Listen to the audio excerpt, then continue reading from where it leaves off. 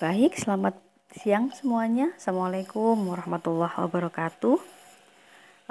Jadi 3 minggu ini kita masih tetap membahas tentang transformasi Fourier ya. Jadi bagaimana caranya merubah domain waktu ke domain frekuensi supaya kita bisa analisa lebih lanjut sinyalnya itu kayak gimana. Ya, oke. Setelah kemarin Anda membahas tentang discrete Fourier series, maka sekarang saatnya membahas discrete Fourier transform.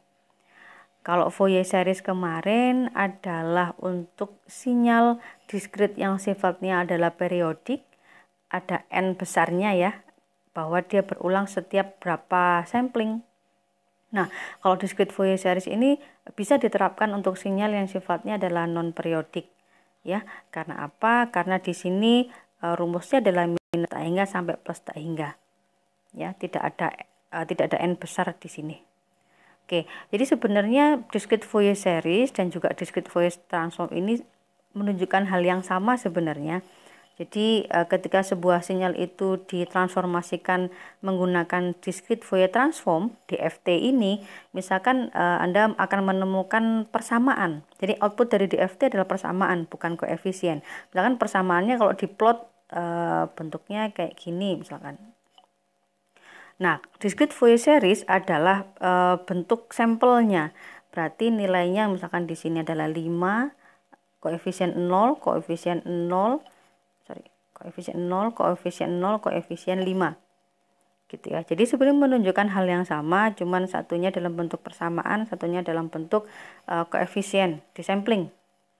Nah, seperti itu. Oke, lanjut misalkan gimana sih cara untuk melakukan transformasi Fourier atau discrete Fourier transform ini, tinggal digunakan rumusnya bahwa XE pangkat J omega sinyal pada domain frekuensi ya, ada yang notasinya E pangkat J omega, ada yang juga menggunakan X omega gitu. Sama aja sebenarnya, hanya notasinya aja yang berbeda.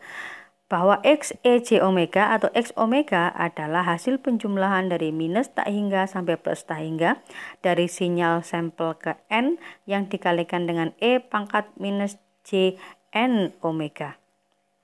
Jadi kalau misalkan Anda punya sinyal dari minus 10 sampai 100, ya sudah satu-satu dari minus 10, minus 9, minus 8, minus 7, dan seterusnya sampai 99 sampai 100, masing-masing Anda kalikan dengan E pangkat minus J N omega.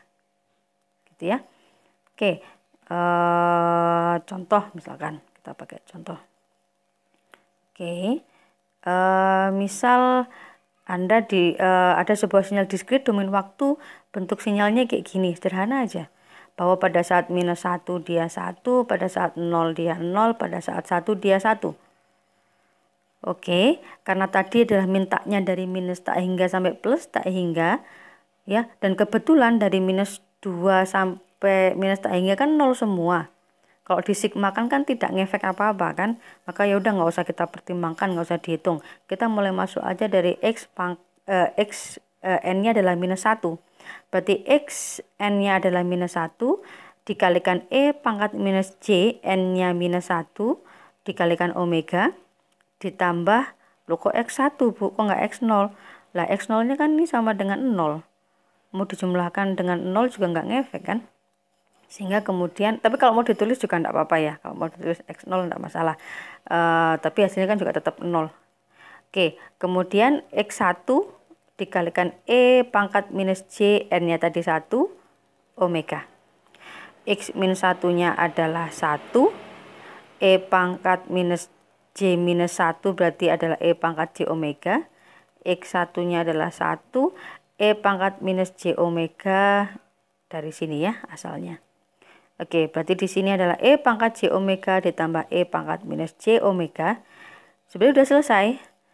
Cuman kita maunya kan dalam bentuk persamaan. Ya, persamaannya adalah persamaan trigonometri, persamaan sin cos seperti ini. Bagaimana cara merubah fungsi eksponensial menjadi fungsi sin cos seperti ini? Tidak lain adalah Anda menggunakan persamaan Euler. Betul sekali. Jadi persamaan Euler sudah kita, kelebihan banget. Oke, persamaan Euler kemarin sudah kita bahas. Sebentar. Jadi sebentar. Oke, aku carikan persamaan Eulernya yang kemarin ya. Sebentar. Nah, ini loading ini. Oke, Ibu tuliskan aja deh.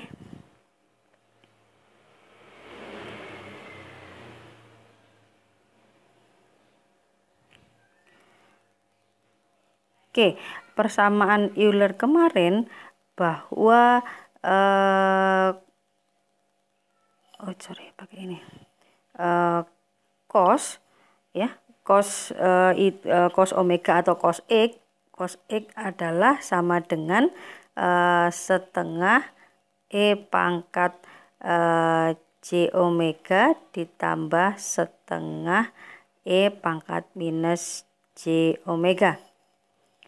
Oke, kalau yang kita punya adalah E pangkat J omega ditambah E pangkat minus J omega, berarti sebenarnya sisi ini dikali 2. Kalau sisi kanan kali 2 berarti sisi kiri juga kali 2. Berarti hasilnya sama dengan 2 cos omega. Gitu ya.